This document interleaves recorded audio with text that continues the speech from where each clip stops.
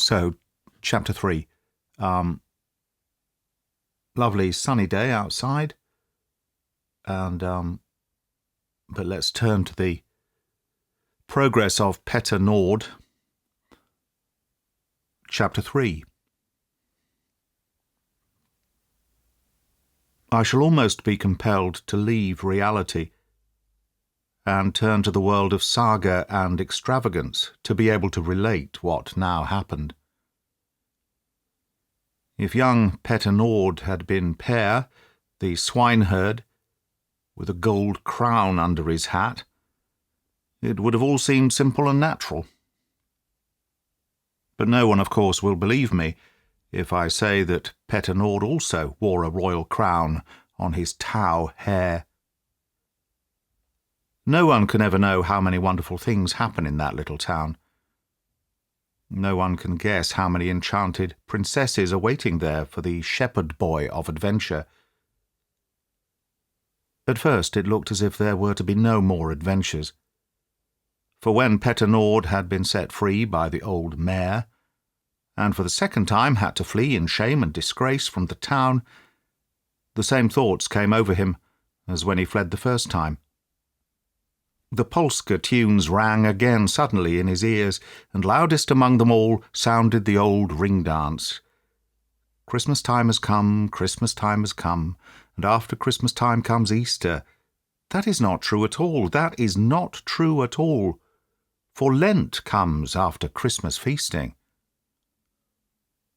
And he saw distinctly the pallid spirit of fasting, stealing about over the earth with her bundle of twigs on her arm.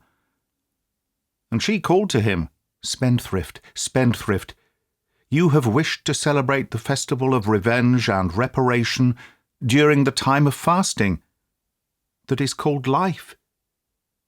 Can you afford such extravagances, foolish one?" Thereupon he had again sworn obedience and become the quiet and thrifty workman.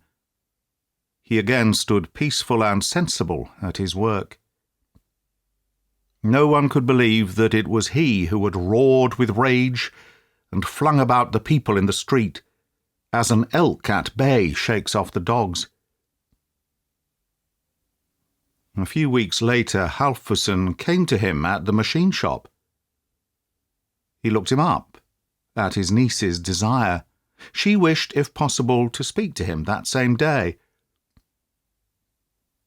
Petter Nord began to shake and tremble when he saw Halfosson.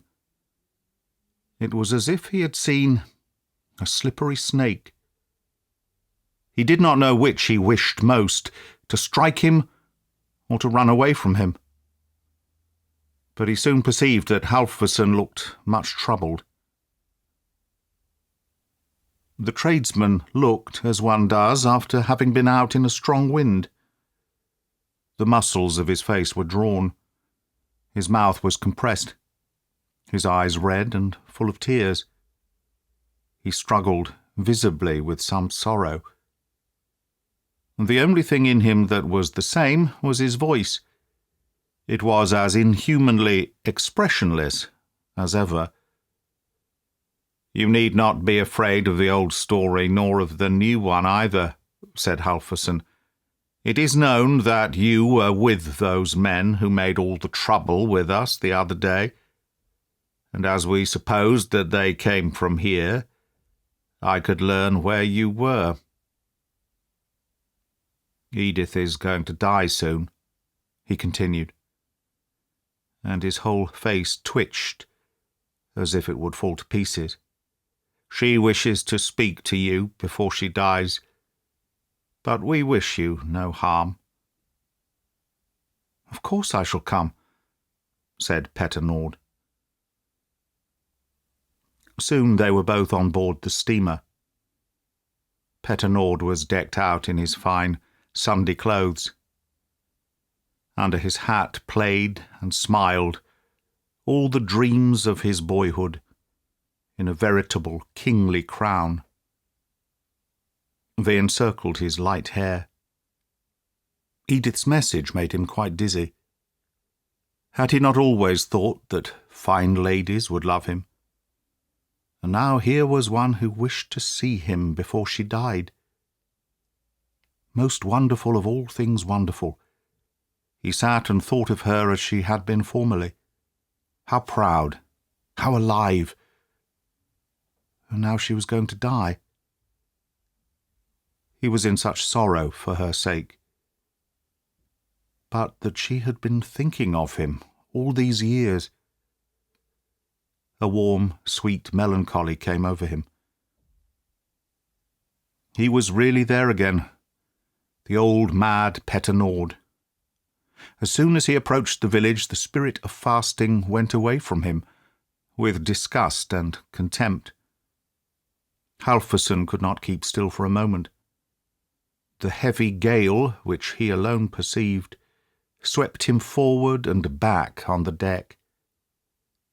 As he passed Petter, he murmured a few words, so that the latter could know by what paths his despairing thoughts wandered.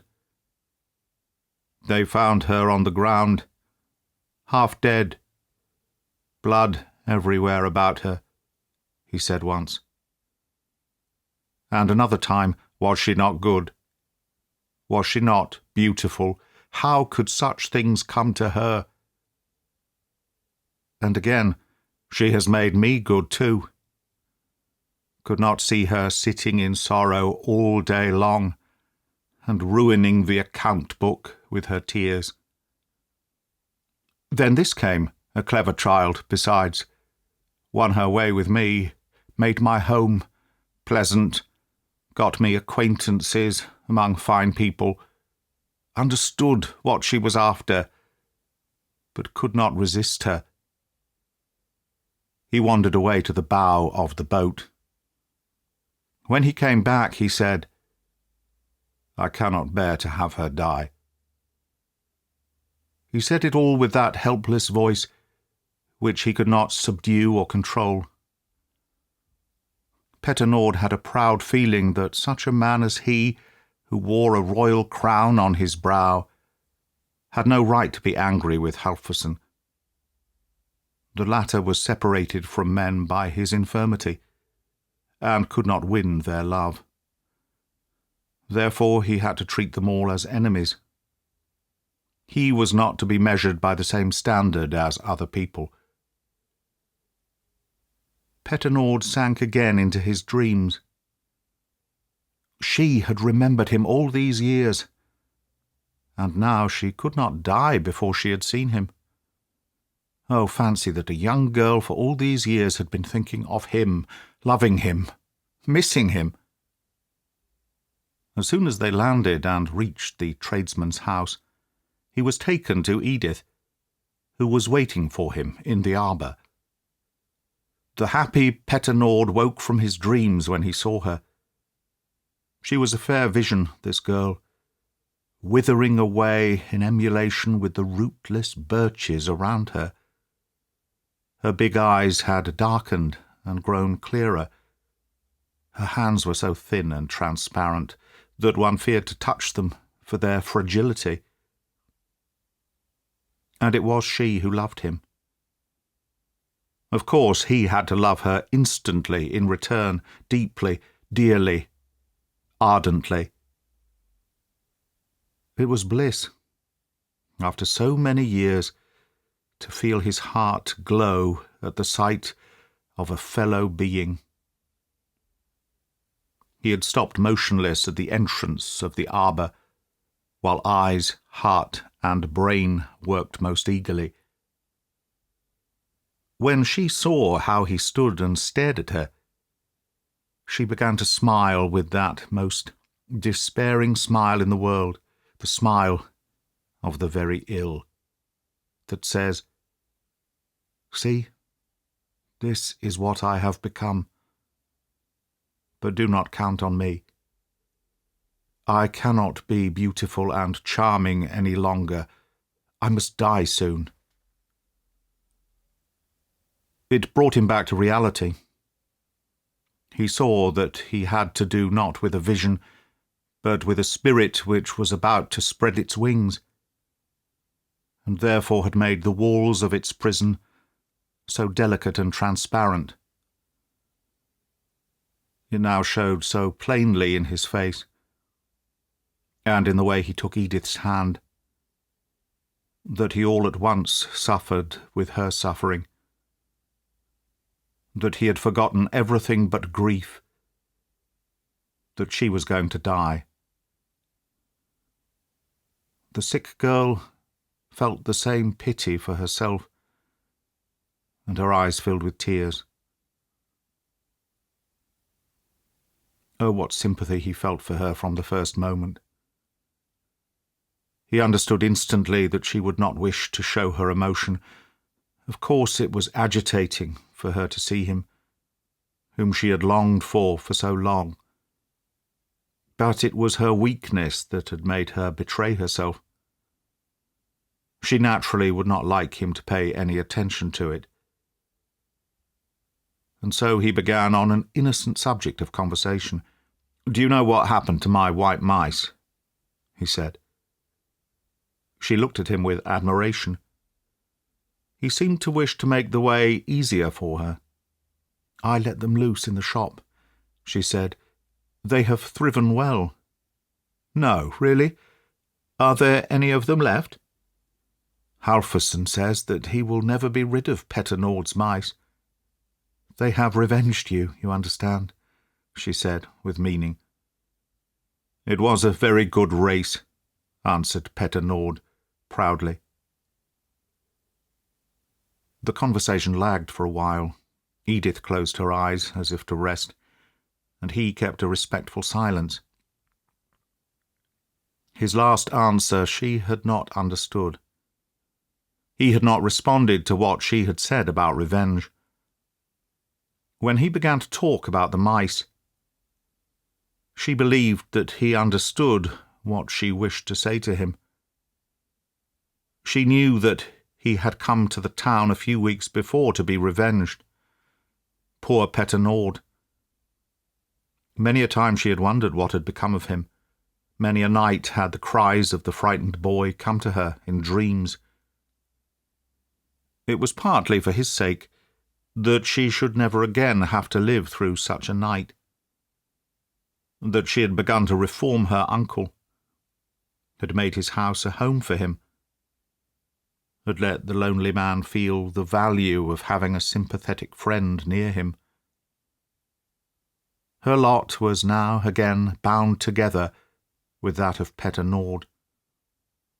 His attempt at revenge had frightened her to death. As soon as she had regained her strength after that severe attack, she had begged Halforson to look her up. And Petter Nord sat there and believed that it was for love she had called him. He could not know that she believed him vindictive, coarse, degraded, a drunkard, and a bully. He who was an example to all his comrades in the working quarter. He could not guess that she had summoned him in order to preach virtue and good habits to him, in order to say to him, if nothing else helped, "Look at me, Petter Nord. It is your want of judgment, your vindictiveness that is the cause of my death.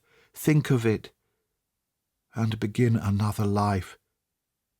He had come filled with love of life and dreams to celebrate love's festival, and she lay there and thought of plunging him into the black depths of remorse.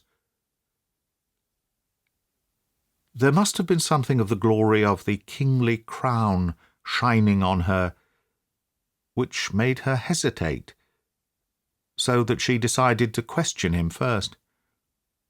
"But, Petter Nord, was it really you who were here, with those 3 terrible men?" He flushed and looked on the ground. Then he had to tell her the whole story of the day with all its shame. In the first place, what unmanliness he had shown in not sooner demanding justice, and how he had only gone because he was forced to it, and then how he had been beaten and whipped instead of beating someone himself. He did not dare to look up while he was speaking. He did not expect that even those gentle eyes would judge him with forbearance. He felt that he was robbing himself of all the glory with which she must have surrounded him in her dreams. "But, Petter Nord, what would have happened if you had met Halfosson?" asked Edith when he had finished. He hung his head even lower. "I saw him well enough," he said. "He had not gone away. He was working in his garden outside the gates. The boy in the shop told me everything." "Well, why did you not avenge yourself?" said Edith. He was spared nothing. But he felt the inquiring glance of her eyes on him, and he began obediently. "When the men lay down to sleep on a slope, I went alone to find Halfosson, for I wished to have him to myself. He was working there, staking his peas. It must have rained in torrents the day before, for the peas had been broken down to the ground. Some of the leaves were whipped to ribbons, others covered with earth. It was like a hospital, and Halfosson was the doctor. He raised them up so gently, brushed away the earth, and helped the poor little things to cling to the twigs. I stood and looked on. He did not hear me, and he had no time to look up. I tried to retain my anger by force. But what could I do? I could not fly at him while he was busy with the peas. My time will come afterwards, I thought. But then he started up, struck himself on the forehead, and rushed away to the hotbed. He lifted the glass and looked in. And I looked too, for he seemed to be in the depths of despair. Yes, it was dreadful, of course. He had forgotten to shade it from the sun, and it must have been terribly hot under the glass. The cucumbers lay there half dead and gasped for breath. Some of the leaves were burnt, and others were drooping. I was so overcome, I too, that I never thought what I was doing, and Halfosson caught sight of my shadow. "Look here. Take the watering pot that is standing in the asparagus bed and run down to the river for water," he said, without looking up. I suppose he thought it was the gardener's boy. And I ran. "Did you, Petter Nord?" "Yes. You see, the cucumbers ought not to suffer on account of our enmity. I thought myself that it showed lack of character and so on. But I could not help it. I wanted to see if they would come to life." When I came back, he had lifted the glass off and still stood and stared despairingly. I thrust the watering pot into his hand, and he began to pour over them. Yes, it was almost visible what good it did in the hotbed. I thought almost that they raised themselves. And he must have thought so too, for he began to laugh. Then I ran away. "You ran away, Petter Nord? You ran away?" Edith had raised herself in the armchair. "I could not strike him," said Petter Nord. Edith felt an ever stronger impression of the glory round Petter Nord's head. So it was not necessary to plunge him into the depths of remorse with the heavy burden of sin around his neck. Was he such a man? Such a tender-hearted, sensitive man? She sank back, closed her eyes, and thought. She did not need to say it to him. She was astonished that she felt such a relief not to have to cause him pain. "I am so glad that you have given up your plans for revenge, Petter Nord," she began in friendly tones. "It was about that I wished to talk to you. Now I can die in peace." He drew a long breath. She was not unfriendly. She did not look as if she had been mistaken in him.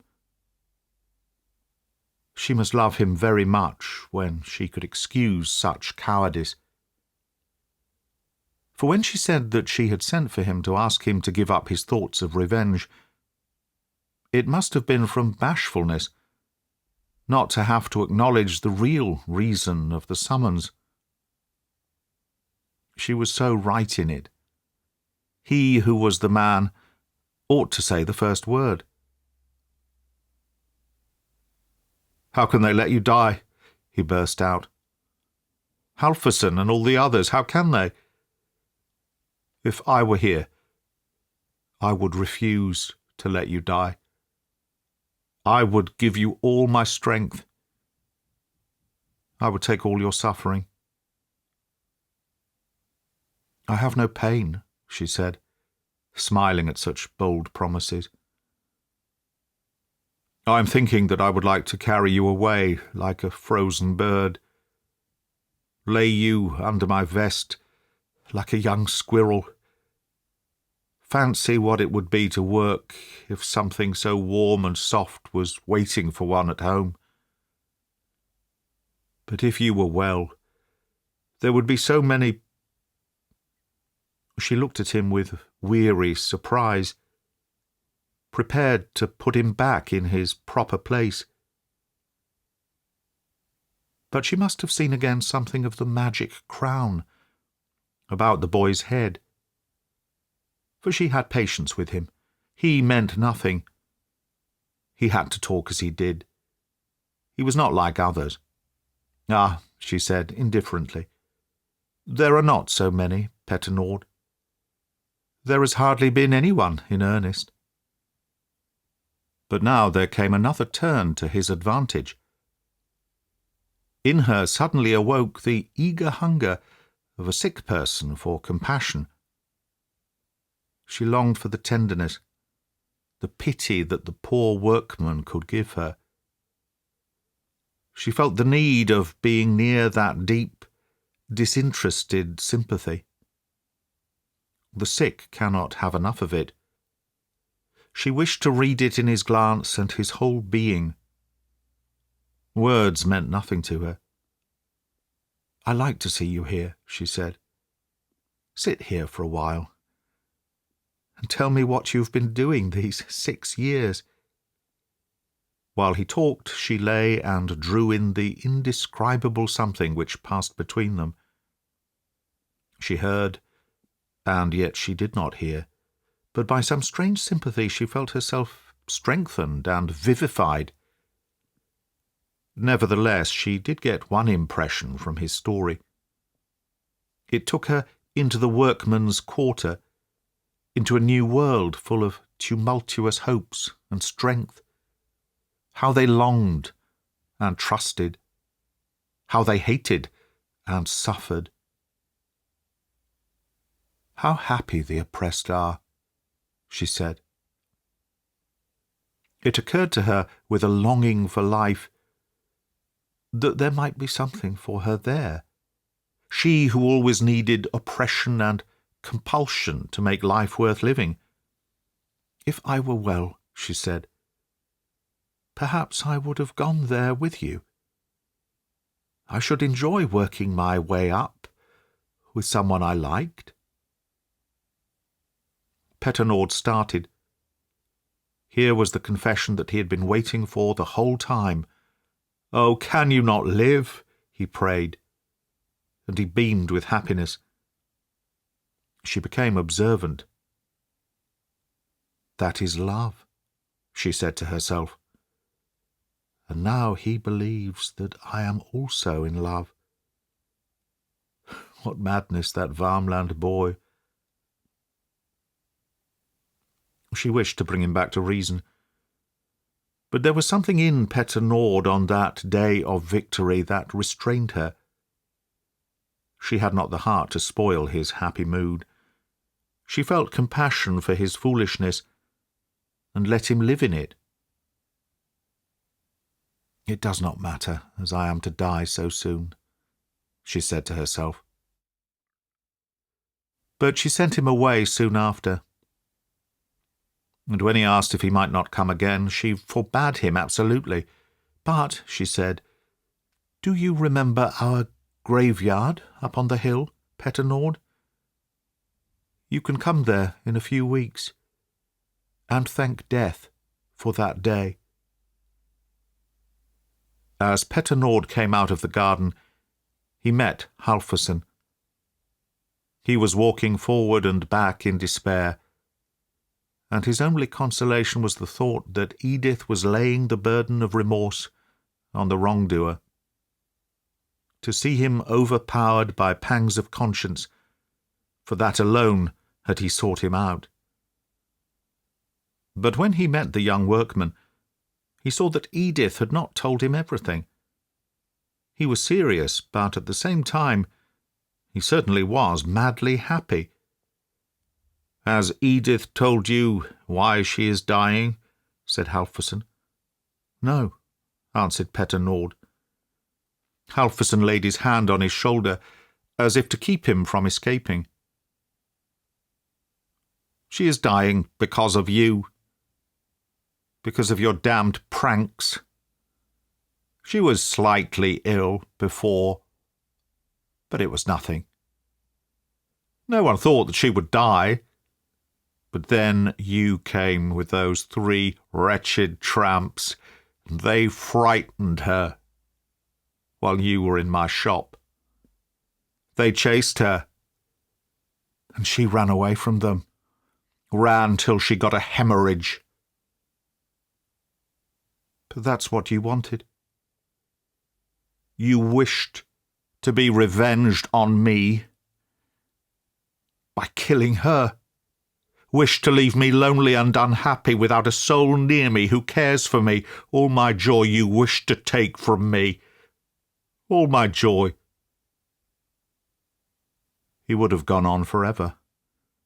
Overwhelmed Petter Nord with reproaches, killed him with curses. But the latter tore himself away and ran, as if an earthquake had shaken the town and all the houses were tumbling down.